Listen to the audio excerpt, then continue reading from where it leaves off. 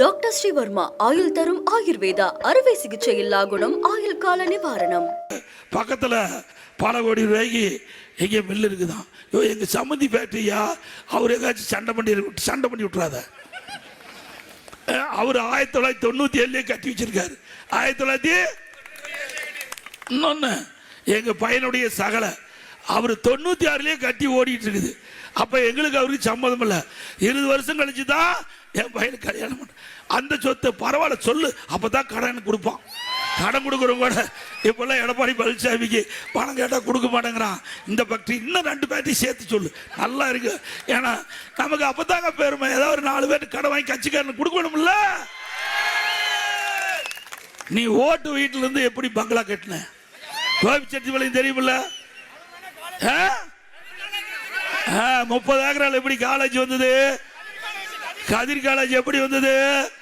என்ன மரம் காய் காய்ச்சுதா, பறிச்சியா? திரு சொங்கோட்டையன் அவர்களே, நான் வணக்கம் தேவை. உனக்கு வயதுக்கு தகுந்த மாதிரி பேச்சு தேவை. என்னால விசில் அடிக்கிறது போனா அப்படித்தான் பேச்சு வரும். பேச்சு இருக்கிற இடத்துல இருந்தா நல்ல பேச்சு வரும். ஆனா இடம் மாறினா அதுக்கு தகுந்த மாதிரி தான் அந்த கருத்து வெளிப்படும்.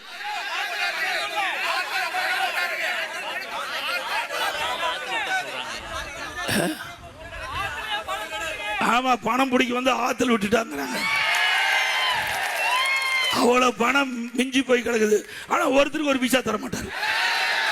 ஒரு டீ கொடுப்பார், எல்லாம் போனா டீ கொடுப்பாரு. அது ஆளை போல டீ கொடுப்பார். நல்லா வெள்ளை சட்டை போட்டு பணக்காரன் இருந்தா அதுக்கு ஒரு டீ, அதுக்கு ஒரு இருந்தா அதுக்கு ஒரு டீ கொடுப்பாரு. இவரை பத்தி தெரியும். இவரு யாராவது ஒருவரையாவது கட்சியில் சேர்த்திருக்காரா? இன்றைக்கு ஈரோடு மாவட்டத்தில் இவரால் வெளியேறினீங்க தான் அத்தனை பேரும். யாரு? திரு முத்துசாமி இவருடைய நிதி பொறுக்க முடியாது, வெளியே போயிட்டார். இப்படி பல பேர் இந்த மாவட்டத்தில். சிந்து ரவிச்சந்திரன், அப்புறம் மாவட்ட டிஸ்ட்ரிக்ட் சேர்மன் தோப்பு வெங்கடாச்சலம், அவரும் இப்படியெல்லாம். இவர் யாரையும் வளர விட மாட்டார். நான் தான் ஏற்கனவே சொன்ன, ஒரு நல்ல சட்டை போட்டுட்டு போனா கூட பொறாமப்படுற மனுஷன் எப்படி பாரு, சிந்திச்சு பாருங்க. ஆக இந்த தேர்தலில் ஒவ்வொரு ஓட்டும் முக்கியமான ஓட்டு. இப்படி மக்களை உதாசனப்படுத்துகின்ற மனிதர் தேர்தலில் போட்டிடுறாரு. அவருக்கு வாக்களிப்பீங்களா? நல்லா சிந்திங்க. நான் விளையாட்டா சொல்லல. 9 தரம் என்ன 10 தரம் என்ன கிழிச்ச அந்த பக்கம் கோபிச்செட்டிப்பாளையத்தில் என்ன செஞ்சாரா? புறவழிச்சாலை நான் எடுத்து தரேன், கண்டுக்கவே இல்லை. புறவழிச்சாலை இன்றைக்கு இந்த நகரத்தில் போக்குவரத்து நெரிசல் அதிகமாக இருக்குது, அமைக்கணும்னு சொன்னார். நான் எடுத்து கொடுக்குறேன், நடவடிக்கை எடுக்கினார். ஒன்றுமே இல்லை, அப்படியே கிடப்பில் போட்டாங்க. அதிமுக ஆட்சிக்கு வந்தா கோபிச்செட்டிப்பாளையம் இன்றைக்கு பிரம்மாண்டமான பகுதி ஆக்குவேன், சொன்னதை செய்வேன். இவர் மாதிரி போய் பேசி வாழ வேண்டிய அவசியம் இல்லை.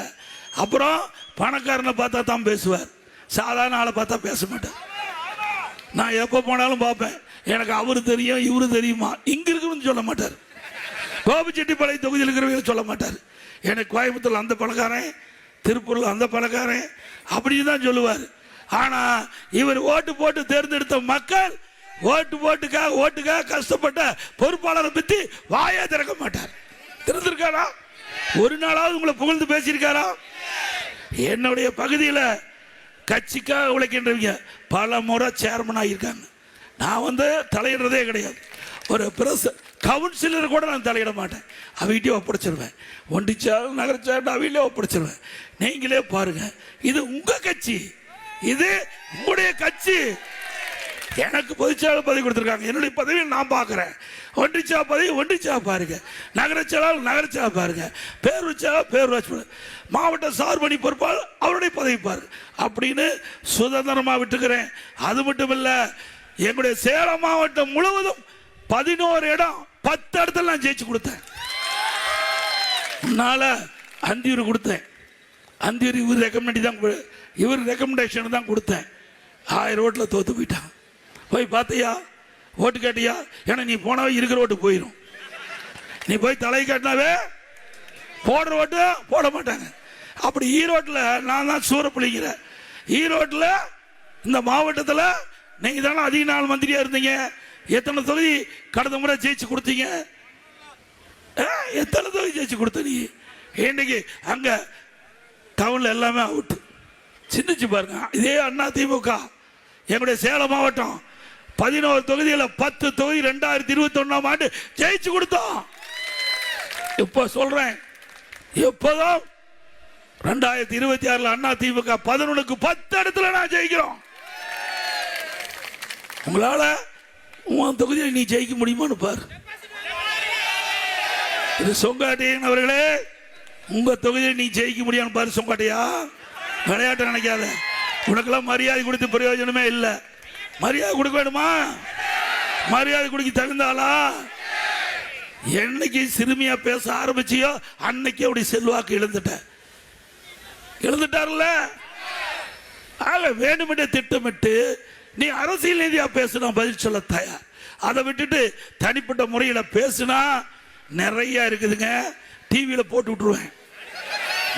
கோபியில நடமாட முடியாது. இந்த வீதியில, கோபி வீதியில அத்தனை பேர் காரி துப்பிடுவாங்க. ஞாபகம் வச்சுக்க. விளையாட்டா என்னை நினைச்சிடாத. என்னைக்கு வீக்கில் தான் சேனை இடம் போட்டுறாத. நான் முதலமைச்சர் இருக்கும் போது யாரெல்லாம் என்னென்ன பண்ணீங்கன்னா எல்லாமே அப்பவே வச்சிருக்கிறேன். அதுக்கு மிந்தி நீ என்னென்னலாம் ஆட்டம் போட்டீன்னு அத்தனையும் எல்லாமே இருக்குது. திரு சொங்கடையன் அவர்களே, ஜாக்கிரதையா பேசுங்க. அரசியல் நீதியா சந்திங்க. நாங்க பதில் சொல்ல தயார். அண்ணா திமுக ஆட்சிக்கு வந்தா நிறைய திட்டங்களை நிறைவேற்றுவோம். அத்திக்கீடு அவனாசி திட்டத்தில் விடுபட்ட பகுதி அனைத்தும் சேர்த்து கொள்ளப்படும். அதே போல விவசாயிகள் வாங்கிய தொடக்க வேளாண் கூட்டுறவு வங்கியில் வாங்கிய விவசாயிகள் கடன் தள்ளுபடி செய்யப்படும்.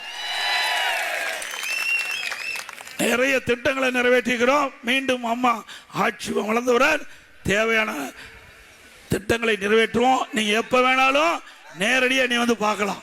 எப்பொழுதும் என்னை வந்து நேரடியாக பார்க்கலாம்.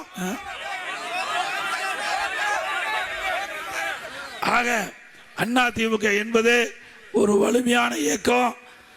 ஒரு நம்முடைய கூட்டணி வலிமையான கூட்டணி. அண்ணா திமுக, பாரதிய ஜனதா, பாட்டாளி மக்கள் கட்சி, அம்மா மக்கள் முன்னேற்ற கழகம், ஐஜேகே, அதே மாதிரி நம்முடைய வாசன் அவருடைய அமைப்பு, இப்படி பல கட்சிகள் ஒன்றாக சேர்ந்து இந்த தேர்தலை சந்திக்கிறோம். இந்த தேர்தல் மிக மிக முக்கியமான தேர்தல். இதில் பல கோரிக்கை கொடுத்துருக்குறீங்க. விவசாயிகளுக்கு நெல் கொள்முதல் நிலையங்கள் வேணும் கேட்டிருக்கிறீங்க. அதை ட்ரெய்லர் மூலமாக அமைச்சு கொடுக்கப்படும். கோவை கிரிப்பெல்லாம் ஓடை தூர்வாரி கழிவுநீர் சுத்தமாக அது சுத்தகரிக்கணும், அதை செஞ்சு கொடுக்கப்படும். ஈரோடு நம்முடைய கோபிச்செட்டிப்பாளையத்தில் இருக்கிற மருத்துவமனை சிறந்த மருத்துவமனையாக மாற்றி கொடுக்கும். அனைத்து வசதியும் கூடிய மருத்துவமனையாக ஆற்றி கொடுக்கப்படும். இந்த கோபி சட்டமன்ற தொகுதி நிச்சயமாக என்னுடைய எடப்பாடி சட்டமன்ற தொகுதியோட கூடுதலான வசதி நாங்கள் செய்து கொடுத்தோம். இன்றைய தினம் 297 அறிவிப்புகள் நாங்கள் வெளியிட்டிருக்கிறோம். அதில் முக்கியமான அறிவிப்பு, அதிமுக ஆட்சிக்கு வந்த உடனே இந்த விலைவாசி விண்ணை முற்றுகையால் உயர்ந்து போச்சு. ஒரு கிலோ அரிசி 30 ரூபாய் ஏறி போச்சு. பருப்பு 60 ரூபாய் ஏறி போச்சு. எண்ணெய் 1 லிட்டர் 60 ரூபாய் ஏறி போச்சு. ஏறி போச்சுல்ல? அதை பற்றி இந்த அரசாங்கம். டாக்டர் ஸ்ரீவர்மா ஆயுள் தரும் ஆயுர்வேதா அறுவை சிகிச்சை இல்லா குணம் ஆயுள் கால நிவாரணம். Branch express courier private limited. Domestic international cargo. உங்கள் இல்லம் தேடி வந்து கொரியர் புக்கிங் டெலிவரி செய்து தரப்படும். என்றும் உங்களுடன் மை இந்தியா. முக்கிய செய்திகளை உடனுக்குடன் தெரிந்து கொள்ள சப்ஸ்கிரைப் பண்ணுங்க, பெல் பட்டனை பிரஸ் பண்ணுங்க. என்றும் உங்களுடன் மை இந்தியா.